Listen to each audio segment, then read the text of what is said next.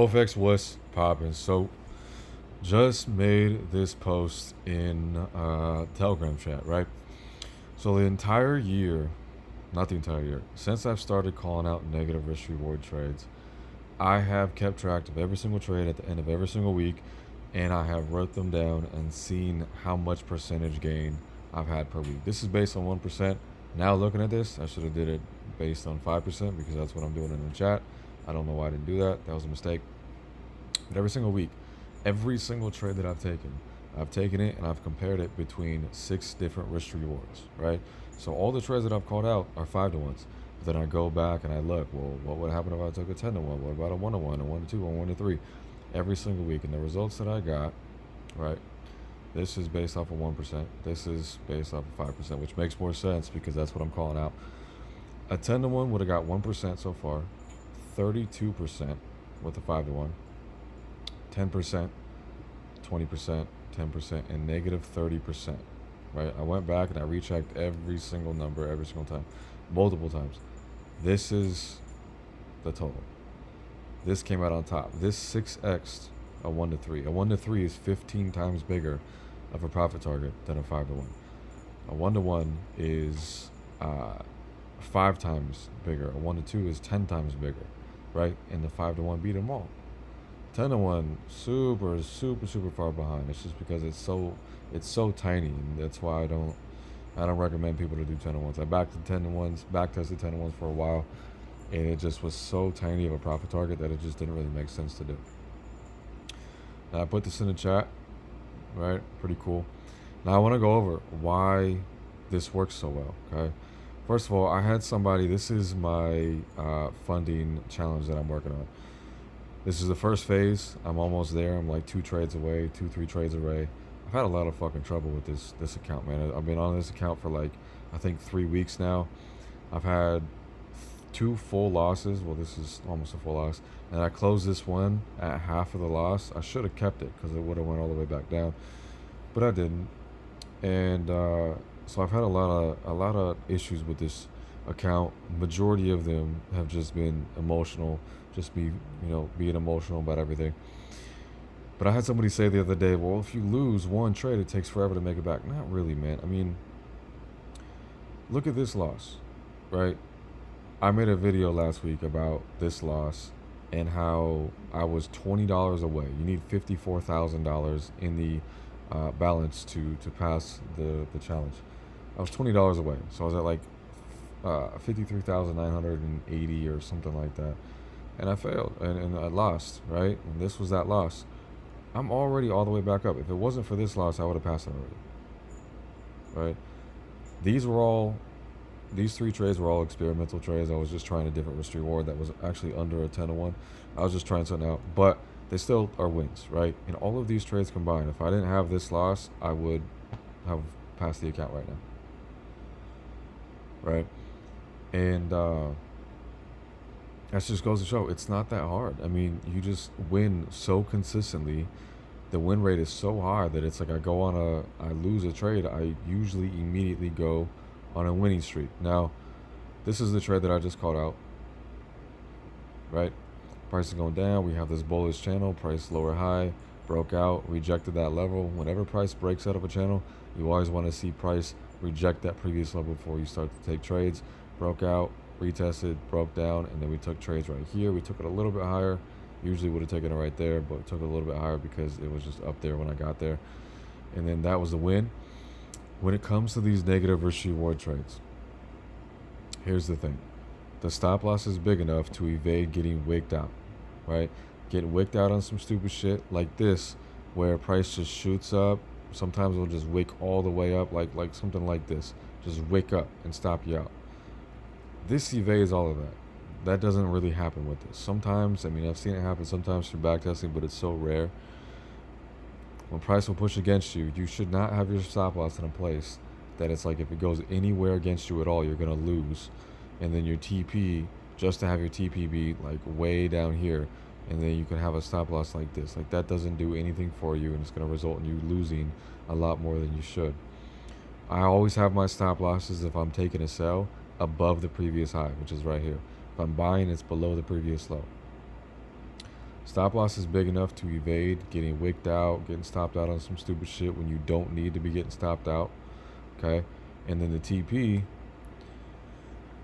is small enough to catch even the smallest move. Okay. Now the problem with these bigger risk reward trades, if you are going to be taking a trade, okay, let's say it's something like this. Okay, price is going up.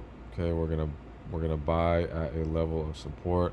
I don't know why this is so slow right now.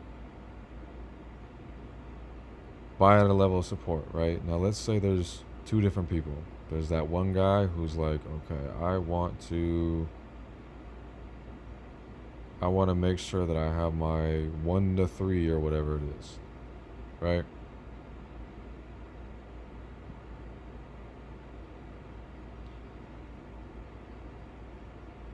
Okay. He's like, I want to have my 1 to 3. But now, this guy's like, okay, well, this is the most, this stop loss right here makes the most sense. This TP makes the most sense. So now I got to do one of two things. I either have to extend this TP to a place that just is unimaginable for price to go, or I have to make my stop loss really, really, really, really small so I can hit that risk reward.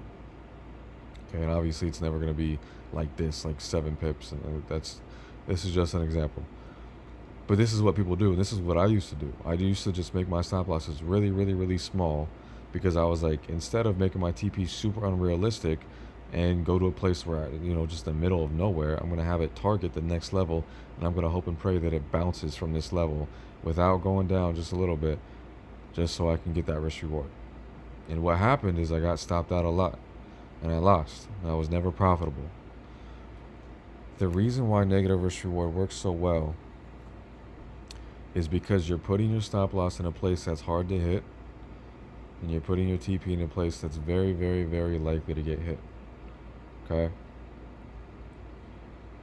Putting your take profit in a place that's very easy to hit, stop loss in a place that's very hard to hit, over time, the win rate that you have will be so consistent, because no matter what happens, no matter what, if you are asking for such a small little push, something like this, where you just want price to bounce, even just the slightest amount, just like that, 95, 93, 96, something around in that range, I think maybe 95% of the time on average, I think is how often price will bounce from a level and give you that take profit.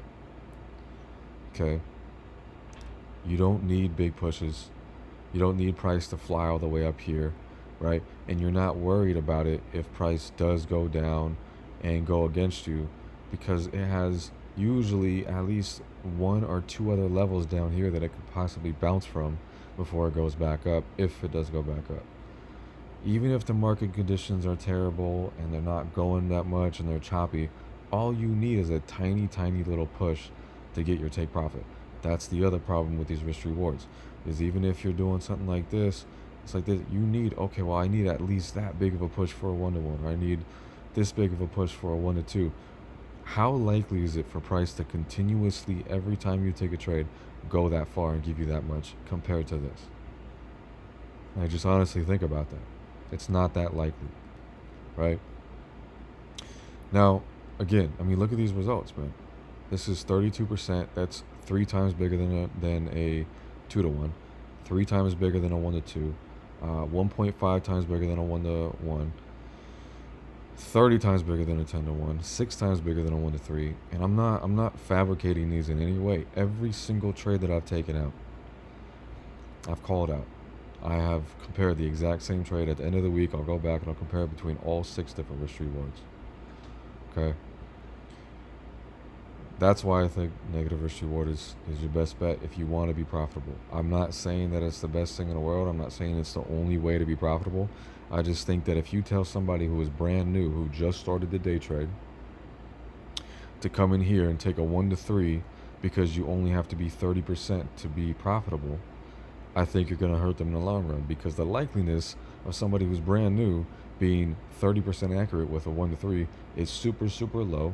that person's going to come in and probably be 10%, 15% accurate. They're going to hate it because they're going to only win. They're going to lose 85 to 90% of the time, right? They're never going to make any money, right, regardless if it's on a real account or a demo account.